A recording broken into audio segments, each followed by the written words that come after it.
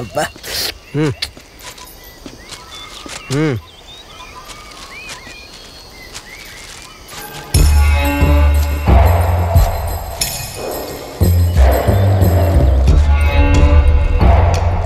బాగుంది కదా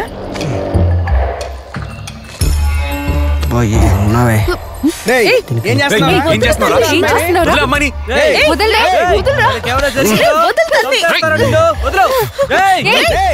వదలరా తనని.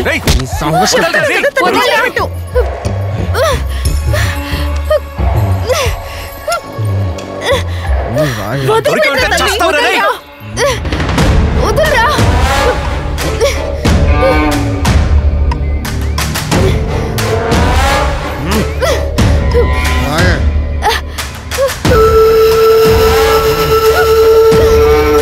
రాహుల్ ఏం చేస్తున్నావు అక్కడ? ఏం లేదు బాస్. అరుపులేంటి? Nothing boss. అయినా వాళ్ళతో మనకు చాలా పని ఉంది. Okay boss.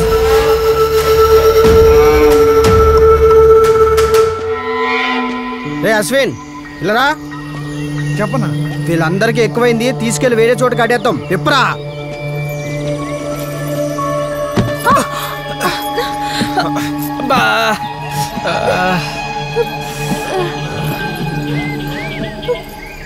బాధపడకరేను.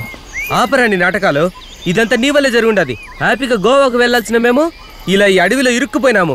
అవునరా, నువ్వు ఒక పెద్ద సైకో కిల్లర్వి. దారిలో వచ్చిపోయే వాళ్ళందరినీ మర్డర్స్ చేస్తున్నావు. వీళ్ళేమో ఇలా హింసించి చంపుతున్నారు. వాళ్ళకి నీకు పెద్ద తేడా ఏముంది? ఏంటి, నేను సైకోనా? అవును, నువ్వు సైకోవే. అందుకే హైవేలో మమ్మల్ని చంపాలని చూసావు. ఆ భయంతోనే నేను తప్పించుకోపోయాం. కానీ దారి తప్పి ఇక్కడ వీళ్ళకి దొరికిపోయాం.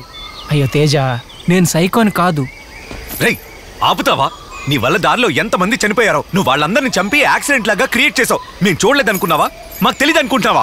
నీలాంటి సైకో రోడ్లపై తిరుగుతూ మర్డర్స్ చేసి యాక్సిడెంట్ లా క్రియేట్ చేస్తున్నాడు. టీవీలో చూపిస్తున్నారు. అజయ్, నేను చెప్పేది విను.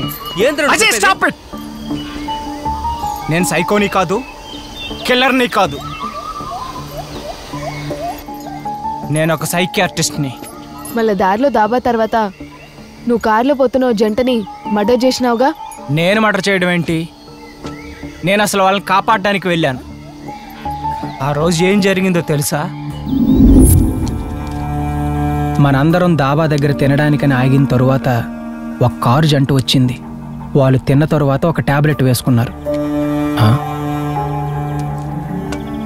ఇద్దరు ఒకేసారి టాబ్లెట్ వేసుకుంటున్నారేంటి? ఆ టాబ్లెట్ ఏంటో చూడాలి.